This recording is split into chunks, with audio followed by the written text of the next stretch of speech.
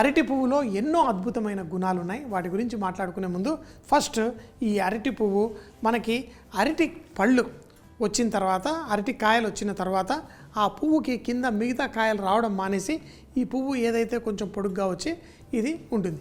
అయితే దీన్ని అరటి చెట్టు దగ్గర నుంచి ఇది కోసేస్తారు. ఈ కొయ్యగానే ఇంకా అరటి కాయలు కొంచెం ఫాస్ట్గా పెద్దగా అవుతుంటాయి. కానీ మన అరటి తూట అంటే దాని లోపల ఉన్న స్టెమ్, అలాగే అరటి పువ్వు, ఇవన్నీ చక్కగా మనం చెట్టునంతా వాడుకోవచ్చు. అరటి ఆకులు మీ అందరికీ తెలుసు, మంచి భోజనం తినేటప్పుడు అరటి ఆకులు తింటే దాని మజానే వేరు. అయితే ఈ పువ్వులు ఏవైతే ఉన్నాయో దీంట్లో మనకి ఈ కింద ఇలా చిన్నగా రెక్క ఉంటుంది. ఈ రెక్క ఒకటి తీసేయాలి.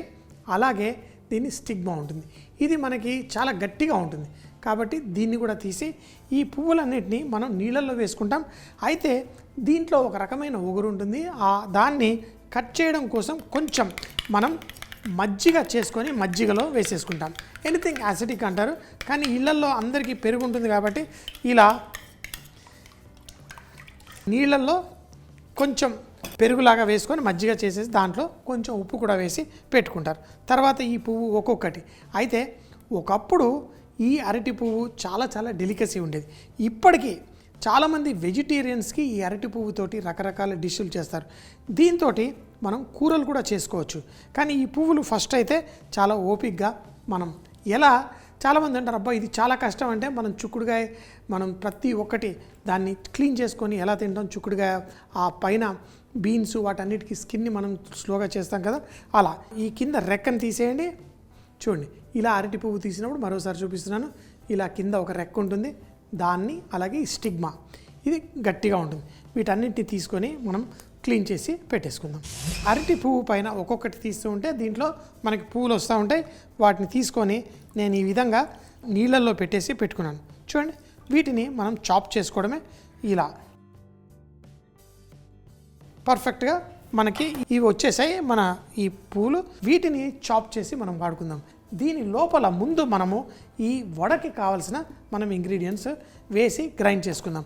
అయితే మనకి ఈ మిక్సీ జార్లో ధనియాలు, చూడండి ఇట్లా ధనియాలు వేసాను. ఇది ఫ్రై మంచిగా కరకరలాడుతూ క్రిస్పీగా అవుతుంది. సో కింద ధనియాలు, తర్వాత జీలకర్ర, అలాగే దీంట్లో కొంచెం సోఫ్ కూడా వేసుకుందాం. వీటన్నిటి కింద ఎందుకు వేసానంటే కింద మనకి ఫస్ట్ పర్ఫెక్ట్గా గ్రైండ్ అవుతుంది. కరివేపాకు కొంచెం వేసుకొని ఈ ధనియాల్ని ఫస్ట్ మనం లైట్గా కచ్చాపచ్చాగా గ్రైండ్ చేసి తర్వాత ఈ శనగలు వేసి మనం కచ్చాపచ్చాగా గ్రైండ్ చేయండి.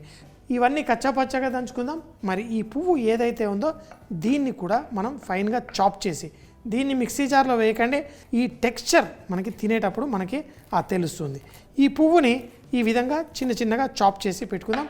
ఫస్ట్ అయితే మన ధనియాలు, సోంపు, జీలకర్ర, అలాగే మన కరివేపాకుని బరకగా గ్రైండ్ చేసి దాంట్లో ఈ శనగలు, నానబెట్టిన ఈ శనగపప్పుని వేసి మనం గ్రైండ్ చేసి తర్వాత దాంట్లో మిగతా మసాలా ఎలా చేయాలో చూపిస్తాం. మన మిక్సీ జార్లో మన ధనియాలు అన్నీ వేసాం. కొంచెం కచ్చాపచ్చాగా ఉండాలి. ఆ ధనియాలు అవన్నీ తాకుతూ ఉంటేనే ఫ్రైలో మనకి బ్రహ్మాండంగా ఉంటుంది. చూడండి, మనము ఆ శనగ పప్పు ఏదైతే నానబెట్టింది ఇందులో వేసామో కొంచెం గ్రైండ్ చేసానో ఇలా చేసుకోవచ్చు. ఎందుకంటే దీంట్లో మిగతావన్నీ మనకి బరకగా దంచిన వేస్తాం. సో ఇందులో మనం గ్రైండ్ అయిన ఈ మిశ్రమాన్ని చక్కగా బౌల్లో తీసుకోండి. పర్ఫెక్ట్. ఇప్పుడు మనం ఏదైతే అరటి పువ్వుని చాప్ చేసుకున్నామో దీన్ని కూడా ఈ బౌల్లో వేసేయండి. ఇప్పుడు ఇందులో మనము వెల్లుల్లి, అల్లం, పచ్చిమిరపకాయలు. అయితే చాలామంది ఇలా తినేటప్పుడు ఆ ఊర్లలో తిన్న రుచి రావాలి. నేను 5 స్టార్ హోటల్లో చేసే రుచులు వేరుంటాయి, కానీ ఈ తొక్కతో సహా వేసినప్పుడు ఊర్లలో తిన్నప్పుడు ఆ ఫీలింగ్ వేరుగా ఉంటుంది. సో అలా చేసుకోవడానికి ఈ అరటి పువ్వుతో చేసేటప్పుడు నేను ఆ విలేజ్లో ఎలా చేస్తారో అలా చేస్తున్నాను. ఈ వెల్లుల్లి కూడా ఇలా వేసి దాన్ని వెల్లుల్లి పేస్ట్ వేద్దామంటే రాదు, ఆ రుచి అంటారు. దీన్ని ఇలా వెల్లుల్లి వేసి దంచాను. తర్వాత అల్లం ముక్కలు, ఈ అల్లం ముక్కలు కూడా వేసి దీన్ని కూడా కచ్చాపచ్చాగా దంచేసుకుందాం. చూడండి, మనకి తినేటప్పుడు ఇది అక్కడక్కడ ముక్క తాకాలి. అందుకని చెప్పేసి ఈ అల్లం ముక్కలు పర్ఫెక్ట్గా ఇలా చక్కగా క్రష్ చేసుకోండి. తర్వాత పచ్చిమిరపకాయలు, ఈ మూడింటిని వేసి కచ్చాపచ్చాగా దంచేసి మనం ఇందులో వేసుకుందాం.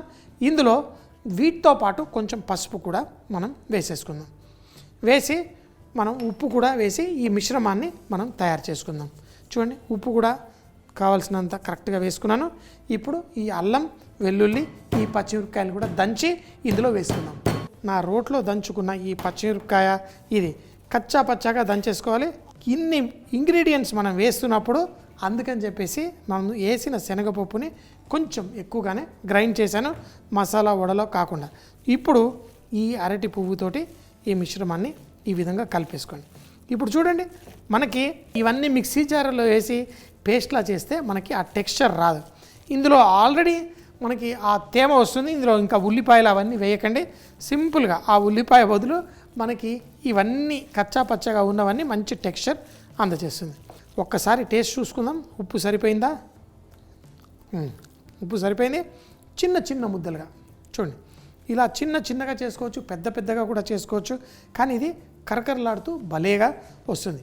ఇలా చిన్న అరిటాకు తీసుకొని దీన్ని ఇలా చేసి కావాలంటే చిల్లు కూడా దీంట్లో వేసి నూనెలో మనం వేసి ఫ్రై చేసుకోవాలి. కానీ మనకి నూనె రెడీగా ఉందా లేదా అని తెలుసుకోవాలి అంటే ఫస్ట్ కొంచెం పర్ఫెక్ట్ ఇలా వేసుకొని ఇలా అరటి ఆకు మీద వేసి ఇలా తీసి వేసేసుకోండి. చిన్న చిన్న ఉండ చేయండి. దీనిపైన వేసి ఇలా చిన్న చిల్లులా చేసి ఇలా తీసి వెంటనే దీన్ని ఇలా వేసుకోండి. వేసేటప్పుడు జాగ్రత్త, పైనుంచి వేయద్దు, నూనె దగ్గరికి చెయ్యి తీసుకెళ్ళి వేసుకోవాలి. మరీ పైనుంచి వేశారనుకోండి మనం మూతి మీద ఆ నూనె పడుతుంది. మరీ ఎక్కువ వేడికి ఉండకూడదు. కొంచెం మీడియం హీట్లో కనుక మనం చేసుకుంటే పర్ఫెక్ట్. ఎంతో సింపుల్గా ఈ అద్భుతమైన వడ రెడీ అయిపోతుంది. అరటి పువ్వుతో చేసుకునే ఈ వడలో మనకి ఫైబర్ కంటెంట్ కూడా చాలా బాగుంటుంది. మనకి డైజెషన్ దానికి కూడా ఇది చాలా బాగుంటుంది. నేను ఇంకా అరటి పువ్వుతోటి కొన్ని కూరలు మీకు చేసి చూపిస్తాను. మన భారతదేశంలో ఎన్ని రకాల వేరియేషన్స్, ఎన్ని అద్భుతమైన వంటలు మనం చేస్తూ ఉంటాము. ఇది చెప్పాను కదా, ఇది కెరేబియన్ ఐలాండ్స్ ఎక్కడైతే ఈ అరటి చెట్లు ఎక్కువగా ఉంటాయో అక్కడ వీటితో చేస్తారు ఈ అరటి పువ్వుతో. కాకపోతే ఇది పని కూడా ఎక్కువనే. ఎందుకంటే ఎవరికి అంత ఓపిక ఉంటుంది? మన పూర్వీకులే, మన వాళ్ళకి అంత ఓపిక ఉండేది. మనకి ఇంకొకటి, మనకి ఆహారంలో మనకి వెజిటేరియన్స్కి చక్కగా వాళ్ళకి ఏవైతే మాంసకృతులు అవి ఇవి తక్కువ ఉంటాయి అనుకుంటారో, ఆ మినరల్స్ ఫైబర్ అవి తక్కువ ఉంటాయి అనుకుంటారో, వాళ్ళు చక్కగా ఇలాంటి అద్భుతమైన వెజిటేరియన్ ఐటమ్స్ చేసి తినేవాళ్ళు. సో మన భారతదేశంలో ఉన్నన్ని అద్భుతమైన రుచికరమైన కాంబినేషన్స్ వేరియేషన్స్ మరే దేశంలో లేదు. కాకపోతే బాధ ఏంటంటే ఇవి మన పిల్లలు మర్చిపోతున్నారు. కాబట్టి మీరు ఒక బాధ్యతగా వాళ్ళకి చేసి పెట్టండి. వాళ్ళకు కూడా ఇలాంటి రుచులు పరిచయం చేయండి. ఇంకేంటి, మంచి కలర్ వచ్చిన తర్వాత భలే కరకరలాడుతూ ఉంటాయి, తింటే అదిరిపోతుంది. ఇలా ఫ్రై చేసిన వాటిని ఇంకా నేను సన్నటి వీటిని చూశాను. కచ్చా పచ్చగా వేయడం వల్ల మనకి ఇందులో ఆ ఉల్లిపాయలు వేసిన ఫీలింగ్, అంతేకాకుండా మంచి టేస్ట్ వచ్చేస్తుంది. వడలు వడలు అరటి వడలు పర్ఫెక్ట్. ఇలా చేసుకొని మనం తినేద్దాం ఈ వడలు. నూనె వెళ్ళిపోవాలి అంటే మనకి పర్ఫెక్ట్. ఇట్లా పేపర్ టవల్ మీద పెట్టేసుకోండి. చూడండి ఎన్ని గారెలు, ఎంతో కరకరలాడుతూ బ్రహ్మాండంగా వస్తుంది. అదే కనుక మీరు కచ్చా పచ్చా కాకుండా పేస్ట్ చేసి వేస్తే ఇలా కరకరలాడుతూ రావు. నేను ఈ వడలు చేసుకున్నప్పుడు కొన్ని అట్టి పెట్టుకొని చక్కగా పెరుగన్నంతో సాంబార్ అన్నంతో తింటే చాలా బాగుంటుంది. సో మన అరటి పువ్వుతో చేసిన ఈ వడలు